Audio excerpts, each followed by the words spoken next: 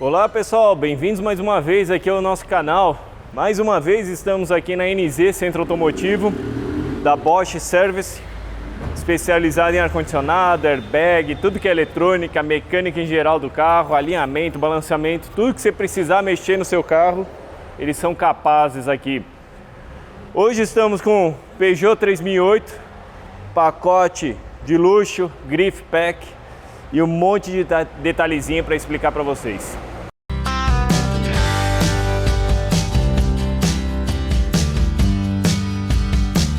Um dos grandes atrativos do 3008 é o design do carro. O carro é muito bonito, chama bastante atenção por onde passa, não só pelo desenho de carroceria, mas também pelas grandes rodas, que tem um espaço bem pequeno dentro da caixa de roda, então dá a impressão maior ainda de esportividade. Mas ele tem detalhes como não só o farol com LED diurno que fica aceso, então chama bastante atenção. O farol em si também é de LED, ilumina bem pra caramba. A lateral dele tem essa imitação de saída de ar. Primeira vista eu achei que era alguma saída de ar para ajudar na refrigeração do motor, mas é apenas design. E vindo para a parte do teto, ele tem um teto panorâmico em vidro, então cobre tanto a parte dianteira quanto a traseira, mas isso não me impede de eu carregar rack aqui em cima, colocar algum rack para carregar bicicleta, prancha, etc. Ele tem até os pontos onde o rack se fixa, né, no trilho, e faz uma boa harmonia disso daí.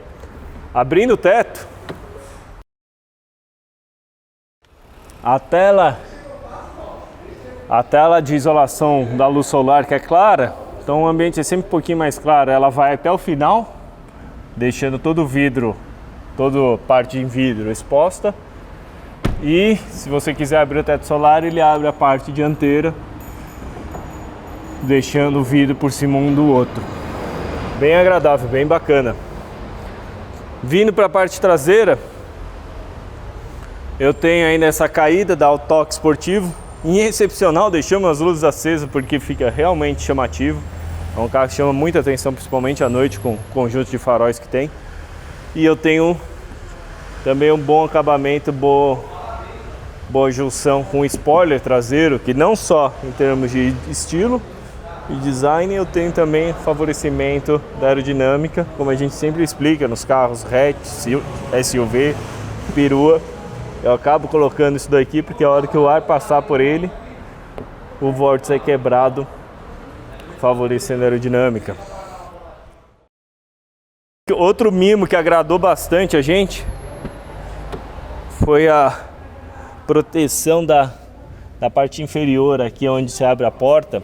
Geralmente essa parte fica suja na maioria dos carros. Quando você abre a porta, vem com a calça clara, esbarra aqui e suja toda a calça. No caso do 3008, ele tem a abinha em plástico borrachada, e quando eu fecho, protege e não permite nenhuma sujeira ir lá. Então estou sempre com essa parte limpa, o que me garante que eu não vá sujar minha calça. E uma vez que você abre a porta, você percebe o bom acabamento. Tem o acabamento da porta, tanto em tecido, imitação em couro, como em tecido, num tom bem agradável. Obviamente a gente está num dia claro aqui, mas ele tem a iluminação tanto na parte interna aqui da porta, quanto externa por baixo do retrovisor. Então quando eu abro o carro, ele ilumina o chão para ver se está tudo ok. E a própria apresentação do painel, posição do motorista, bancos, volante, é muito agradável. É um carro que cativa pelo design. Painel elevado, multifuncional, bancos em couro com opção de elétrica para gravar memória, então motorista 1 e 2. E acima de tudo, o maior mimo de todos, eu tenho opção de massagem, que eu consigo controlar a intensidade, tipos de massagem no console central, na própria mídia. Além disso, eu tenho a opção de, se eu precisar de maior apoio para minhas pernas, eu consigo regular. Então é um carro que no trânsito te deixa bem bem confortável, porque ele é isolado bem acusticamente, é isolado em vibrações e ainda você tem um mimo da massagem nos bancos, tanto de motorista quanto de passageiro dianteiro. E na parte traseira eu tenho um bom espaço para as pernas, o próprio banco tem um formato para acomodar melhor os joelhos, tem bom espaço para os pés, bom espaço para a cabeça. O carro agrada bastante nesse aspecto também, mesmo porque tem um porte mais elevado, né? Mas eu, Felipe, que tenho 1,88 m, me surpreendi em poder caber nele, principalmente pelo teto panorâmico, que geralmente teto panorâmico joga todo o teto para baixo e atrapalha na cabeça. No caso dele aqui não, ele é bem confortável. E ainda tem um mimo de saída de ar-condicionado para os passageiros traseiros, que eu consigo direcionar para cada passageiro. E o passageiro central também não se incomoda tanto, porque praticamente não existe o túnel central aqui, é praticamente plano.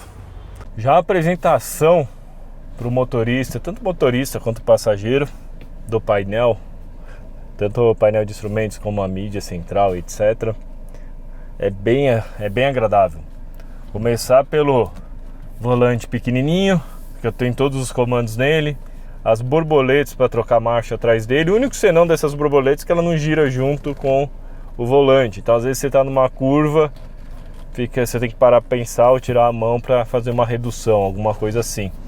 Mas dificilmente você acaba usando isso. A transmissão é muito intuitiva, ela é bem adaptável, junto com o torque do motor bem agradável. Ele sempre está numa condição boa. Mesmo na tocada esportiva, se você seleciona o modo Sport, ele muda a progressão do pedal. Então o pedal no modo normal ele é bem progressivo, pedal de acelerador, ao contrário da grande maioria dos carros de hoje. Então é bem agradável isso em termos de controle da aceleração do carro. Então você consegue fazer uma condução bem suave, bem confortável, principalmente para os passageiros. Pode dar a impressão para o leigo, se ele testar o carro da concorrência e vir para esse, na primeira saída de garagem da concessionária, ele pode achar que o carro é xoxo, porque o pedal ele é bem progressivo. Eu, Felipe, o pessoal aqui do Best Cars prefere esse tipo de pedal, porque você controla o que você quiser. Se você apertar tudo, aí ele vem potência pra caramba, vem torque pra caramba. Mas se eu quiser uma condução bem confortável, eu consigo, é fácil de dosar. Se eu quiser algo mais esportivo, ficar parecido com a concorrência, basta apertar o Sport e a progressão do pedal muda. Então ele fica bem mais ágil, né? Qualquer coisinha que você mexe no pedal ele já responde rápido. E as marchas também são trocadas, retém mais a marcha, você freia forte numa curva, para entrar na curva ele já reduz. Então você acaba nem usando o modo manual, de tão intuitivo que o sistema fica bem prático. E falando em transmissão, o legal é acionamento todo eletrônico. Se eu quiser selecionar o modo manual, eu seleciono. Aí eu tenho as trocas manuais nas borboletas. Se eu quiser o modo automático, já vai aqui direto. Mas o bacana dela, que eu tenho já integrado o freio de mão elétrico, então eu ganho espaço aqui no console central com tudo isso aqui eletrônico. Eu não roubo espaço com alavancas e etc, em mecanismos. Mas se eu desligar o carro, ele automaticamente vai para modo P da transmissão, ele trava a transmissão e aciona o freio de mão. Então você começa a ficar desacostumado com esse mimo, que você só desliga o carro e ele já se trava inteiro. Enquanto a maioria dos carros não, você é obrigado a botar em P, puxar o freio de mão. E a vantagem disso aqui ser tudo eletrônico é que eu ganho um grande espaço nesse console central. Um console central bem alto, bem assim volumoso, mas ele permite isso porque o carro também é largo. Então permite colocar um console aqui sem ter problema para posição. Então eu que sou alto, não tem problema nenhum de me achar aqui, tanto em termos de altura para a cabeça, quanto largura e espaço para os pés. Mas além disso, com o sistema eletrônico, ele tem esse console central, permite um console central bem profundo, a ponto de ser 6 litros aqui dentro. Então você consegue carregar muita coisa e ele é refrigerado pelo ar-condicionado. Então você consegue colocar bastante bebida aí dentro e ela vai ficar geladinha durante sua viagem. Óbvio, né? Ele tem até o porta-chaves aqui que eu consigo colocar na posição que eu quiser. Eu, Felipe, particularmente, costumo até colocar o celular aqui dentro, porque o celular eu consigo conectar ele pela portinha USB lá atrás, lá na frente, na verdade, embaixo do console central. E aí ele habilita o sistema CarPlay na central de som, na central de mídia. Mas pelo fato de eu colocar nessa região ele é aquele carregamento indutivo, ele não tem tanta refrigeração. Então às vezes o celular começa a esquentar bastante, não por culpa do console, mas pelo próprio sistema estar operando, né? O próprio celular está em processamento o tempo inteiro. Então eu coloco geralmente o meu celular, que o fio permite a distância, coloco ele aqui dentro para ele ficar geladinho e não esquentar tanto e não degradar a bateria. Mas eu posso muito bem colocar nessa lateral ou como lá atrás. E falando da central, é outro caso de mimo, né? Ela tem diversas funções, você controla o carro inteiro por ela. Ela tem os botões físicos, ela não tem uma página central. Geralmente uma mídia dessa você tem um menu principal que te encaminha para todo que é lugar. No caso dele não, ele tem os botões físicos. Eu posso selecionar tanto o som como o ar-condicionado. Uma vez que eu seleciono o ar-condicionado, eu tenho que vir pela tela sensível ao toque. Então eu consigo controlar, tenho a opção de controlar temperaturas para cada passageiro, modo automático. Isso a gente gostou bastante. Modo automático, ele não é porque você digita a temperatura aí, ele sai disparando o vento na sua cara, fazendo todo aquele barulho. Você consegue fazer o controle disso, para o modo automático atuar rapidamente, de modo suave para não fazer tanto ruído, ou normal. Também tem a parte de qualidade do ar. O que seria? Ele até explica aí. O sistema de qualidade do ar, ele tem um filtro de partículas, então ele tem um sensor de ar que mede a qualidade de ar dentro do veículo, e se por acaso ele percebe alguma qualidade de ar também fora do veículo ruim, ele fecha a entrada de ar. Então ele faz todo esse controle, tanto dentro quanto fora, para você. Óbvio, se você estiver atrás de um caminhão fumacento, ele não vai isolar, mas o cheiro, mas vai isolar o particulado. E aqui dentro da cabine ele tem um controle de CO2. Voltando na mídia, eu tenho a função GPS. Ele não tem GPS integrado, ele depende do celular, mas eu consigo ter uma tecla direto. No caso eu estou usando o Waze, que ele já direciona lá, mas poderia muito bem ser o Google Maps. Uma vez que eu bati ali, ele já vem direto no sistema CarPlay. Se eu não estou conectado no celular, ele não permite isso daí. Tem as funções do carro, tem um monte de função. É uma aula à parte. Ele tem desde ajuste de estacionamento, pontos cegos, ajuste de via. O que seria ajuste de via? Ele mantém o carro alinhado dentro da faixa. Então o que significa? Se você está andando acima de 60 km por hora, ele está lendo pela câmera as faixas. Se por acaso você invadir, ele apita um aviso no painel e ele mesmo direciona a direção. Ele põe o carro no centro da faixa de novo. Mas não é que ele vai andar sozinho, fazer curva sozinho. É uma maneira de, se você se distraiu, ele te emite um alerta e corrige o carro. E tem um monte de outras regulagens, tanto da iluminação interna como de farol automático, controle de estabilidade eletrônico, tem reconhecimento de velocidade, atenção ao condutor, tem aviso, o que eles chamam de Active Safety Brake. O que seria isso? É em função do radar dianteiro. Então, por exemplo, você está dirigindo o carro, mesmo que eu não esteja usando o controlador de velocidade, se por acaso ele detecta que tem algum risco de colisão com o carro da frente, ele emite um alarme no painel avisando que você pode bater. Se você não atuar, ele já começa a acionar os freios. Não que ele vá frear o carro a ponto de você não bater, às vezes ele consegue evitar, mas pelo menos se for algo muito grave, ele consegue diminuir os danos, porque ele já começa a frear antes mesmo que o condutor numa emergência, se o condutor por algum motivo se distraiu, pegou no sono, etc.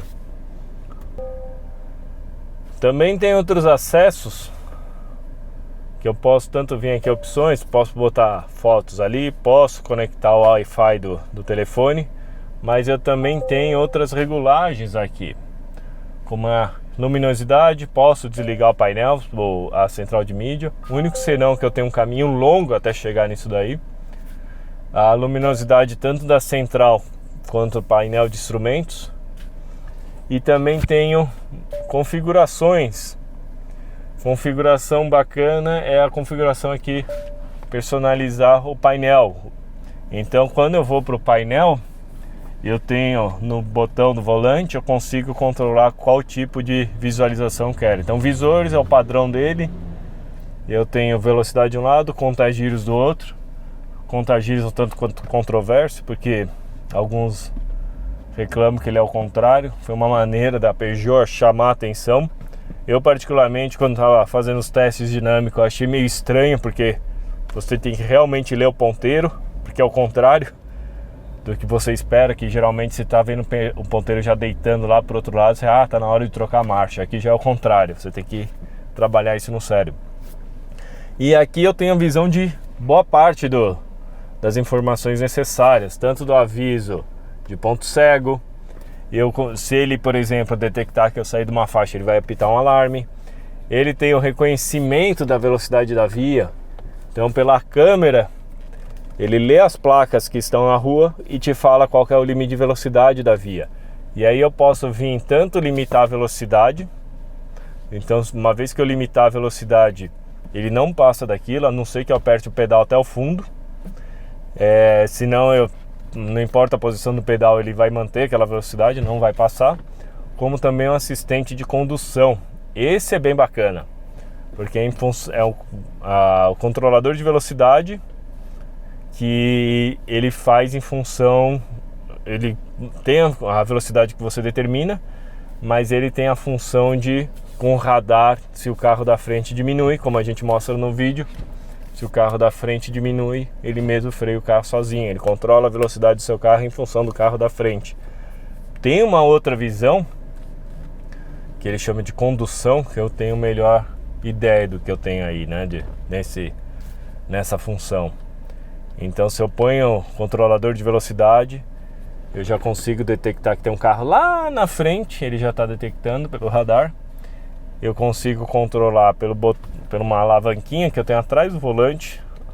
Eu tenho um ajuste para ele ficar mais próximo, mais longe ou normal.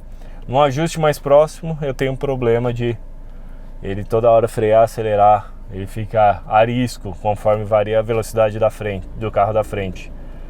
Já no normal e no longe ele absorve melhor isso daí. Mais ou menos que nem quando a gente dirige, né? Se a gente dirige muito colado no carro da frente, toda hora a gente tem que frear, acelerar para manter essa distância, né?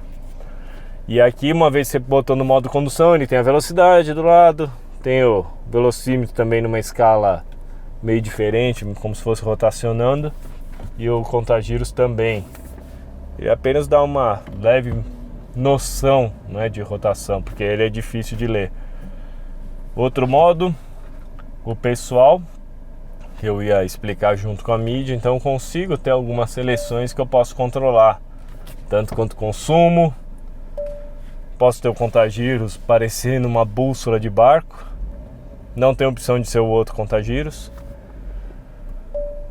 Temperatura de óleo do motor e mais nada. Ou ajuda de condução do outro lado, computador de bordo e contagiros. Poderia ter mais opções aqui nesse menu de pessoal, já que se deu o trabalho de fazer o menu pessoal, podia ser mais aberto e ter mais opções que eu pudesse colocar ali. O mínimo, o próprio nome diz, ele esconde tudo, só me mostra a velocidade e a velocidade da via quando ele lê no radar, pela câmera. Mas e a temperatura do motor e combustível? Caso ele detecte que o carro entre na reserva, a autonomia está baixa, ele vai aparecer ali o sinal. Então, na maneira geral, a gente está usando o modo visor e pessoal para andar com o carro. Na parte superior a gente tem o retrovisor fotossensível, então se tem um carro com farol lá atrás, ele se ajusta. Ele se ajusta relativamente bem, até. A gente sempre tem problema com esse carinha aí. Em alguns carros você vê que ele não se ajusta. Aqui ele até que se ajusta bem. Tem o dedo duro de quem tá sem cinto. Então no que você entra no carro, começa a andar, ele detecta onde eu tenho passageiro. E aqui eu também consigo abrir o teto solar. Então posso abrir tanto a parte de vidro quanto apenas a esteira protetora, né? A esteira ela é clara, então o ambiente mesmo num solão ele fica bem iluminado aqui dentro, mas não a ponto de incomodar. E ela isola bem o calor. Esse espaço que eu tenho entre a esteira e o vidro faz um isolamento, um amortecimento, digamos, da temperatura. Então ele isola bem o calor. Você põe a mão no vidro, você vê que ele está quente, mas a esteirinha consegue isolar. Então você pode andar com ela totalmente aberta, semi-aberta ou fechada. E ela envolta em toda a iluminação, o acabamento todo requintado, né? Que envolve a iluminação de teto, de portas, no pé, no console central, tudo em tom de azul, que eu consigo controlar a intensidade e dar uma boa apresentação. E o mimo do banco, tanto do motorista quanto do passageiro dianteiro, eu tenho a massagem. Então uma vez que eu aperto o botão lateral, ele já cai na mídia central aqui. Eu consigo ligar. Ele vem massageando as costas. E eu tenho os tipos de massagem ainda por cima. Então tenho tipo wave, por ondas. Tenho massagem, sei lá, se eu quero só na lombar. Então ele fica só na parte mais de baixo. Tem o que eles chamam patas de gato, né? Cat paw, que vai pegando em vários pontos únicos. Você vai controlando da maneira que você quiser. E a intensidade, você quer médio, fraco ou forte. Tanto passageiro quanto pro motorista. Então, às vezes você tá parado no trânsito, também entediado, pelo menos ganha uma massagem, né? A única coisa que destoa é a inserção ali onde vai para a caixa de direção, coluna de direção para a caixa. Então você abre a porta, você se depara com aquele vão aberto ali, exposto. Uma vez que eu engatei a ré, ele já faz a câmera de ré com o caminho que eu vou percorrer. Mas o mais legal é que ele faz a projeção como se eu estivesse vendo o carro de cima. E conforme eu vou andando, ele vai gravando o espaço que eu estou andando. E caso eu chegue perto de alguma região, tipo aqui, ó, vou chegar perto dessa coluna, que na câmera normal eu não estou vendo, mas na projeção em 3D ele já está me mostrando. Então se eu chegar muito perto dela, vamos ver se ele acabou nem dando zoom, mas eu acabei evitando, eu consigo evitar a coluna, apesar de ter os retrovisores. Mesmo eu não tendo essa visão da câmera normal, eu tenho a visão de cima. Ele tem a coluna ali. Se eu chegar mais perto da coluna, a ponto de bater, ele já mostra a visão ampliada de cima, mostrando que eu tenho grande risco de bater naquela coluna. E a ideia é colocar o carro naquele elevador. Então ele vai fazendo toda a projeção de cima, tanto quanto a câmera de ré. O 3008 Griff Pack, ele vem com um pacote bem interessante também em termos de segurança ativa. Porque ele tem tanto a câmera aqui em cima, que ele fica vendo as faixas de rolamento. Então você está andando com o carro numa via, ele reconhece as faixas e se você por acaso invadir as faixas, ele traz o carro sozinho de volta pela direção elétrica e te avisa, apita um alerta no painel.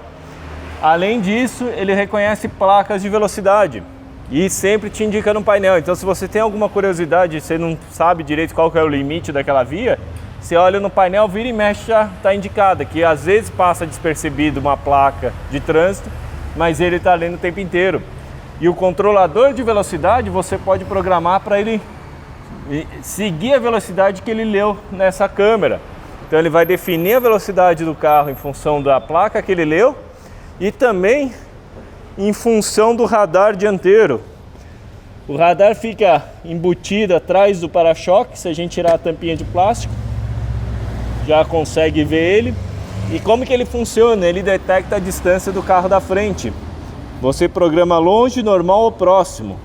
Então se você determinou, por exemplo, a via é 60 km por hora, conforme a câmera lá em cima leu. Você programa lá 60 por hora. O carro da frente está 60 km por hora. Se por acaso ele reduzir a velocidade, em função desse radar ele reduz. Se o carro frear, ele freia, ele chega a parar sozinho, conforme a gente vai mostrar aí no vídeo. Ele só não parte sozinho. Uma vez que ele parou, ele exige que o motorista acelere de novo e reabilite o sistema. Mas ele também tem outra função. Mesmo quando você não está com o controlador ativo, você está dirigindo e por algum motivo ele detecta um risco de colisão, ele já apita um sinal no painel, tipo, acorda aí, você vai bater. E se você não fizer nada, ele aciona os freios. Não que ele vá sempre evitar uma batida, mas ele pode até atenuar a batida. Ele já começa a frear antes. Se, por exemplo, o motorista dormiu, apagou, ele consegue já frear antes. Então, ele está reconhecendo o carro da frente. Coloquei aqui, ó, velocidade a 58 por hora. Então a gente está em função da velocidade do carro da frente. Agora que o carro da frente começa a frear, ele começa a frear sozinho, eu não estou nem com os pés no freio, é ele que está freando tudo sozinho. Então ele já reduziu, agora estamos a 29, o carro da frente acelerou, ele acelera até a velocidade que eu programei. Então no trânsito, principalmente em estrada, isso aqui fica muito útil, porque ele reconhece se tem um carro na frente ou não e controla a sua velocidade no controlador de velocidade em função do trânsito. E eu posso também regular a distância do carro em relação ao carro da frente. Então agora eu estou normal, então ele mantém uma distância padrãozinha, mais ou menos 1,5 carro na frente. Eu posso colocar mais próximo, então ele gruda mais no carro da frente, ou mais longe, e aí ele mantém uma distância maior. De novo, o carro da frente começou a diminuir a velocidade, a frear, e ele está freando automaticamente, eu não estou mexendo nada no pedal. E se o trânsito parar, ele também para, e nem agora. Então talvez a gente vá parar aqui no trânsito, não estou apertando nada no pedal, estamos a 25 km por hora. E agora ele freou sozinho. Abrindo o porta-malas, a gente consegue ver que ele tem um bom volume. É um porta-malas de grande volume, legal para famílias. E ele tem algumas peculiaridades. Você vê que o carro é mais refinado em certas coisas. Não só pela tomadinha, então tem tomada 12 volts, como também tem a alavanquinha que faz rebater o banco traseiro, então não preciso ir lá dentro da cabine para rebater, eu consigo só puxar aqui e já rebater o banco. Tem os pontos de fixação, se eu quiser amarrar a carga, mas ele também tem os portas-treco aqui na lateral, nas laterais, né? Ele indica sempre, isso que é bacana, quanto que eu posso pôr de peso nessa tampa. Então nessa posição de tampa eu consigo colocar 100 kg. Então se eu levantar ela tem a travinha. Se eu tenho que mexer no pneu, alguma coisa, é uma tampa bem rígida, não é mole, ela é espessa, rígida. Eu travo. Então eu posso muito bem mexer no step, que já vem junto com sisteminha de macaco, chave de roda, num kitzinho bem prático, bem amigável, né? Ele não bem organizadinho. E como é um step temporário, aqueles mais fininhos, isso aqui me permite que eu tire a tampa daqui e coloque numa posição mais baixa para ganhar mais altura de porta-mala, mais volume. Acaba sendo bem prático. Então o volume dele aumenta bastante, fica bem grande o porta-malas. E no caso desse carro em específico, ainda tem acesso interno na parte central. Então se eu vou lá no banco traseiro,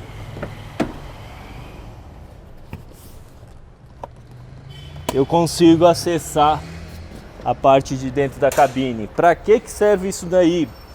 A Peugeot alega que, por exemplo, na Europa o pessoal gosta de carregar muito esqui, e é uma das maneiras que você pode carregar um esqui sem atrapalhar muito, porque é uma peça fina e comprida, apoiando tanto nessa parte, indo até o console central lá na frente, se precisar. Aqui para o Brasil, que dificilmente alguém esquia, né? Eu não sei, na água, você pode carregar algumas peças mais compridas sem te atrapalhar, sem exigir que você deite o banco ou passe ela aqui por cima. É bem prático. A gente não tem um ponto de ancoramento superior do Isofix da cadeirinha no centro, só tem nas laterais. Bom, logo abri o capô para a gente ver alguns detalhes do motor. O capô é bem leve, facinho, tem isolante acústico. Só tem que tomar cuidado com as travas, os mecanismos de trava, porque pessoas mais altas como eu, vira e mexe, tá mexendo no motor e topa a cabeça nelas. Por sorte, elas não têm nenhum canto vivo. Olhando o motor, é o famoso 1.6 THP, já famoso aí por seu desempenho, economia de combustível. E realmente, principalmente levando em conta o tamanho, o porte do carro e o peso declarado, ele é extremamente econômico e o carro tem um desempenho muito bom. O turbo de geometria pequena, ele tem uma resposta muito rápida, então mesmo às vezes com a transmissão numa marcha a 1500 RPM, você acelera para mudar de faixa, alguma coisa, ele não reduz marcha, ele consegue encher o turbo rapidamente. Então dá uma dirigibilidade muito gostosa, o carro tem uma pegada muito boa. E qual que é o caminho que o ar faz até entrar no motor pressurizado pelo turbo? Antes de mais nada, tem a admissão dele. Então tem um ar frio sendo captado já logo na grade, mas é um sisteminha bem bacana, porque a grade não é direta. Ele entra por baixo, o mesmo ar que vai refrigerar o condensador do ar-condicionado e o radiador, ele entra. Aqui ele tem umas aletas, então ele vai acabar subindo, passando por dentro dessa caixa e indo na parte de admissão do ar. É interessante que essa é uma caixa que alguns podem até achar que o filtro de ar está aqui, mas na verdade ele é um ressonador. Ele fica até solto, né, para não ter grandes interferências, não ter grande problema de o motor mexer isso aqui quebrar. Mas é interessante que ele é uma caixa que vai até lá embaixo e a admissão está aqui em cima. Então ele tem dois papéis. Ele faz o papel de ressonador para não dar aquele ruído estranho na admissão, um ruído grave que alguns motores têm quando você não põe o ressonador. Além disso, você melhora a curva de torque, principalmente na fase que eu ainda estou no aspirado. E por ser uma caixa grande e admitindo o ar por cima, se por acaso der algum azar da água entrar ali e subir, digamos que eu estou passando num alagamento, a água entrar pela grade, conseguir subir, ser admitida por aqui, ela cai para a caixa lá embaixo, lá tem uma valvulinha que ela vai embora. Então a chance desse motor sugar água é minúscula, muito bem pensado. Então uma vez que eu admiti, duto de admissão todo em plástico, vai lá para trás, perto do coletor de admissão e entra nessa caixa. Aqui que eu tenho o filtro de ar. Sobe, passa pelo filtro de ar, tudo em duto de plástico. Qual que é a vantagem de ser duto de plástico? Eu não aqueço o ar com o calor do motor. Eu consigo admitir ar muito mais frio, otimizando, aumentando a eficiência do motor. Então ele vem, admite, entra no compressor do turbo, bem pequenininho, para respostas em baixa rotação, passa de novo um duto de plástico em cima do motor, tentando evitar a carcaça quente do turbo, que é aqui onde tem os gases de escape que vão girar a turbina. Então isso aqui, quando você está com o pé embaixo, trabalha perto dos 1000 graus Celsius, extremamente quente. Desce, continua descendo lá para baixo, atrás do para-choque, onde eu vou ter um intercooler. Obviamente mangueiras de borracha, porque o motor se movimenta, então eu não posso ter ligação direta, né, rígida, para absorver essa movimentação. E ele vai lá embaixo no intercooler, e o intercooler fica alojado atrás da grade que fica abaixo do farol de neblina. Então eu tenho o intercooler lá dentro, num ponto mais frio possível para captar ar, e esse ar entra por aqui e vai sair lá para a caixa de roda onde eu tenho baixa pressão. Então eu vou criar um grande fluxo de ar, uma vez que eu refrigerei o ar comprimido do compressor, do turbo, ele vai subir, passar por esse duto e entrar no coletor de admissão, e aí sim entra no motor. Tudo em plástico para diminuir a temperatura de admissão.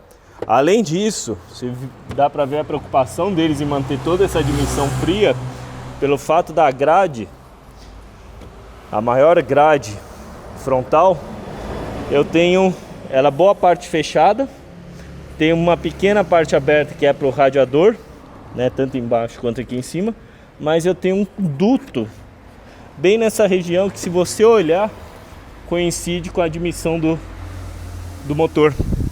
Então, além de eu refrigerar o ar que está sendo admitido pelo intercooler, eu tento refrigerar o máximo possível esses dutos, pois afinal eles estão ao lado principalmente o antes de entrar no intercooler, ele está ao lado da carcaça quente do turbo. Então, se eu tenho aqui 1000 graus Celsius, obviamente vai irradiar alguma coisa para cá. Então eu tenho essa ventilação pela grade, mas só nesse trecho. Por que não faz a grade inteira aberta? Quanto mais aberta a grade, mais ar vai entrar aqui dentro. Você fala, pode refrigerar melhor o motor, mas eu pioro a aerodinâmica do carro. Então eu pioro o consumo em estrada, pioro a velocidade máxima. Então você só abre o que é necessário. E pelo próprio design do carro, a gente vê que o para-brisa ele é bem inclinadão, vem bem para frente, a ponto das torres de suspensão dianteira ficarem como se fosse embaixo do para-brisa. Então elas não ficam expostas. Se eu tiver que mexer alguma coisa na suspensão, eu sou obrigado a tirar essa caixa plástica e desmontar para poder acessar ela ali, a torre de suspensão. E eles também tiveram a preocupação de, por exemplo, o módulo do ABS que está lá atrás, escondidinho, abaixo do para-brisa, digamos na mesma linha, como se estivesse abaixo do painel lá dentro já. Ele tem uma manta térmica para não ir tanto calor para ele, e também não só para não dar problema no módulo, mas também para não trabalhar com ele tão quente, perdendo eficiência de freio, mais chance de dar o famoso fade. A fixação do motor também é bem interessante, que é não só na longarina frontal, mas também na torre de suspensão eu tenho um suporte inteiro fixo. E esse motor é extremamente isolado da carroceria, da estrutura do carro. Não só o motor, transmissão também, todo o conjunto. Porque você para ele em marcha lenta, parece que o motor até desligou, de tão pouca vibração que ele passa para dentro. Você nem percebe que o motor está ligado, de tão isolado que ele é em termos de vibração e também em termos de ruído. Ele só começa a vir mais ruído quando você puxa o desempenho dele, mas um ruído agradável, que te instiga a acelerar. Então nessa parte aqui o carro está de parabéns, não tenho que falar dele. E como eu comentei do intercooler, a gente nos nossos testes, em nenhum momento viu temperaturas excessivas de admissão. Pelo contrário, algo de 15, 20 graus Celsius acima do ambiente. Então ele consegue trocar bastante calor com esse intercooler, com esse sistema, até melhor do que a gente viu no Polo, no sistema TSI, que é o intercooler integrado no coletor, bem eficiente também. Já com o carro no elevador, o que a gente consegue ver? Além da grade bem vazada para radiador, eu consigo ver os sensores de estacionamento, que não são só dianteiros, mas vem até a lateral do paralama, para-choque, para não raspar essa lateral do carro em alguma coluna, ele avisa no painel. E o próprio entrada de ar que entra tanto pela frente quanto a lateral, onde vai refrigerar o intercooler. A gente vê que é um duto bem trabalhado para refrigerar o intercooler, para o ar admitir uma temperatura, o ar que está entrando dentro do motor, uma temperatura menor. Uma vez que ele entra aqui, para o ar entrar, ele tem que sair para algum lugar. Por onde ele sai? Pela caixa de roda. Então na caixa de roda a gente vê a saída dele, a gradezinha, dá para ver o intercooler já quase colado na grade. Por que eu faço isso? Zona de baixa pressão é a caixa de roda. Então entra bastante ar ali e ele tenta fugir pela caixa de roda e até favorece um pouco a aerodinâmica nesse aspecto. Vindo para a parte de novo da frente, eu tenho o para-choque, e entre o para-choque e onde eu tenho a estrutura do carro, eu tenho essa distanciazinha. Essa parte é fechada em plástico para, obviamente, otimizar a aerodinâmica e nenhum ar escapar de deixar de passar pelo radiador. Mas quando eu venho para baixo, onde eu tenho a capa que fecha o motor, ela tem duas funções. Ela não só aerodinâmica, por deixar tudo mais liso, então o ar não vai batendo e roubando energia, e também por ser de metal, de aço, que ajuda a proteger a parte de baixo do carro caso você pegue uma pedra, alguma coisa. Obviamente, onde eu tenho um cárter, eu tenho a parte vazada, tanto para eu poder trocar o óleo, quanto também para refrigerar, porque aqui eu tenho o óleo do motor estocado em alta temperatura. Se eu tenho bastante ar batendo nele, eu ajudo a reduzir a temperatura do óleo. E ele tem até um canal que o ar vai lá e refrigera também a parte da caixa de direção, onde eu tenho um motor que faz o auxílio elétrico da direção. Então ele ajuda a refrigerar, ainda mais que eu estou ao lado do escapamento, que vem com gases extremamente quentes. Então ajuda a refrigerar tudo isso daí. Continuando para a parte de baixo do carro, eu tenho ele todo fechado para isolar bem, favorecer bem a aerodinâmica, diminuir vórtices. O túnel central, por onde passa o escapamento, lá dentro da cabine, ele é bem baixinho, quase imperceptível. Então eles fizeram um bom trabalho de conseguir encaixar o escapamento aqui sem criar um grande túnel lá dentro. E vindo para a parte de trás, até o tanque de combustível tem uma capa protetora, mais protetora em termos de bater alguma pedra do que qualquer outra coisa, porque o próprio tanque já é liso. Também tenho um outro suporte de auxílio aerodinâmico, ele é suportezinho alto, parafusado na estrutura do carro, que caso eu não tivesse ele, eu ia acabar fazendo o para-choque virar um paraquedas por trás aqui. Então ia atrapalhar bastante a aerodinâmica. Eu ponho essa capinha aqui para melhorar a aerodinâmica do carro. E a suspensão traseira, tipo eixo de torção, muitos criticam, falam, pô, um carro desse valor, eixo de torção, tinha que ser independente. Depende da proposta do carro. O eixo de torção, por incrível que pareça, não é ruim. Ele consegue fazer um bom compromisso de comportamento em curva e conforto. E eu ganho bastante espaço de porta-mala e banco traseiro. Ele no eixo de torção traseiro, no eixo traseiro eu tenho freios a discos, com acionamento elétrico do freio de estacionamento. Olhando no próprio eixo de torção, eu tenho o batentezinho. A gente já até explicou em outros carros qual que é a função disso. Não é só dar fim de curso da suspensão, mas principalmente quando você está com o carro carregado, eu começo, a suspensão se contrai, ele se apoia aqui na longarina do carro, perto da mola, e ele faz um papel tanto de mola como amortecedor. É como se eu ficasse com a mola e amortecedores mais rígidos. Então eu carreguei o carro, então cheio de 5 pessoas mais mala, ele fica apoiado aqui e o carro não fica com a traseira bobona. Na frente a gente também tem esse batentezinho.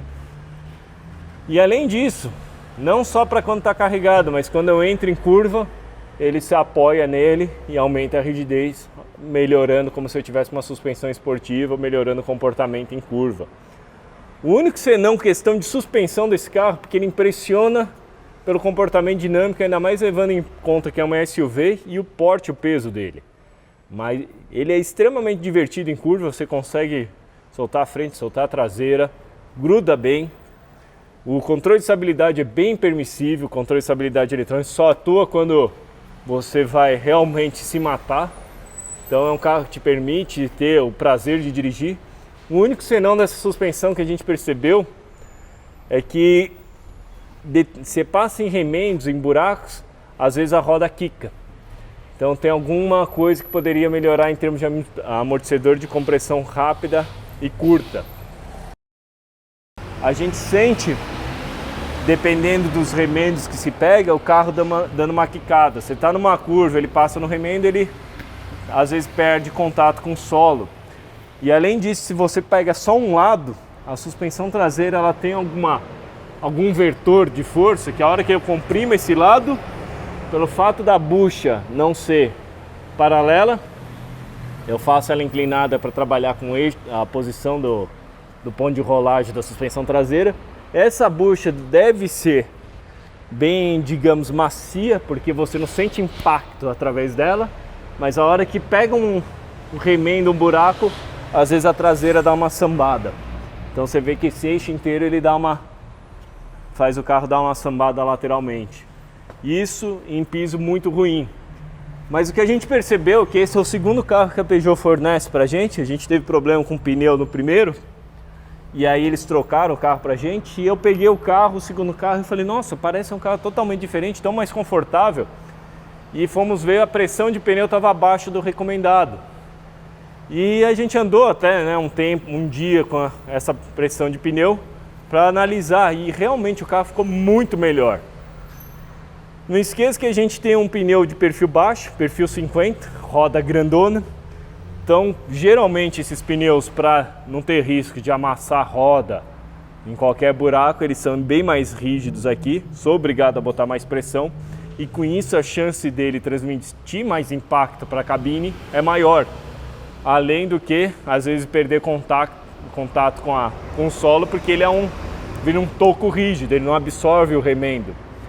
Baixando a pressão, como a gente pegou o carro, você percebeu que ele melhorou muito o conforto de rodagem do carro. E sem sacrificar o comportamento dinâmico dele. A gente nota, como esse é carro de imprensa, o pessoal sempre testa muito em curva, você vê que ele está um pouquinho comido na lateral. Então é questão de achar uma pressão ideal. Eles recomendam 32 libras, mas a gente pegou o carro com 25 e em nenhum momento sentiu ele dobrar no uso normal. Talvez no extremo ele possa dobrar um pouquinho e comer um pouco a borda aqui. Mas eu particularmente, Felipe, eu rodaria com menor pressão, porque o carro fica muito melhor. E por que eles recomendam pressão maior? Talvez numa emergência, se eu estou com essa pressão mais baixa, ele pode dobrar e perder o controle, mas a gente não achou essa questão, mas principalmente questão de consumo.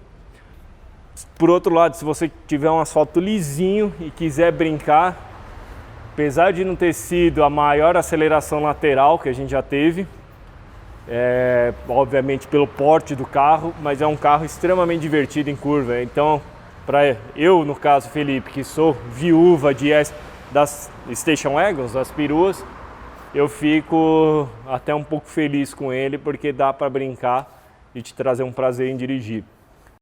Bom, pessoal, espero que tenham gostado da avaliação.